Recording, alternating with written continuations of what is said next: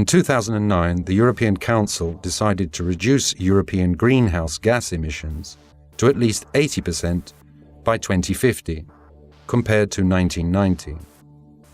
Then, in March 2011, after some preparatory studies, the European Commission published, under the formality of a notification from the Parliament and the Council, a roadmap, that is to say, a programme document for a change of the overall economy, so to decrease its entire greenhouse gas emissions between 80% to 95% by 2050.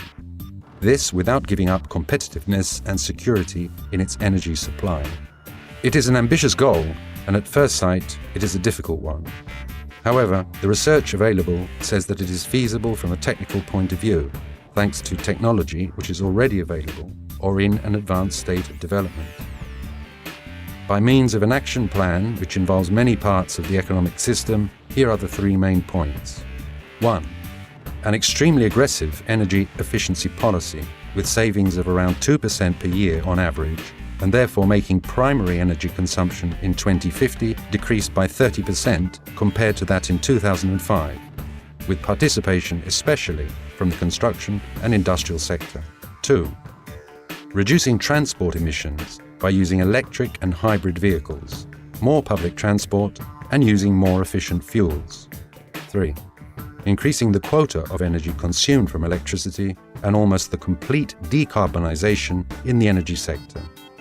As a matter of fact, it is going to be electricity production which will have to contribute even more than the other sectors.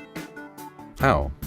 By only falling back to almost what the roadmap sets out, as technology with low carbon emissions, among which, above all, are the renewable sources, including biomass, for a total which the WWF estimates in 2050 of approximately 400 terawatt-hour yearly, from 76.9 in 2010, and also potentially nuclear power, which, however, has never been mentioned.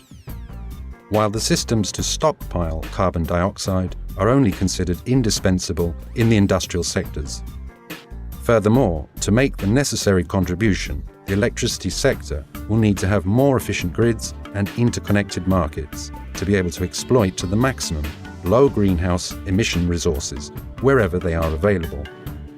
How much will this all cost?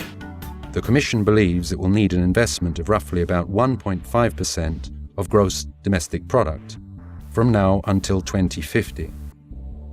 However, the net effect will be positive, even excluding greenhouse gas emissions, thanks to savings in fuels, healthcare, and pollution mitigation. In other words, the Commission believes that these investments are going to be a good deal in terms of economic development. Other studies, like a recent one from the Organization for Economic Cooperation and Development, say that it actually depends on political cohesion and adjustment in the taxation system, which has to become a deterrent to fossil fuel consumption and at the same time lighten the burden on income not to limit growth.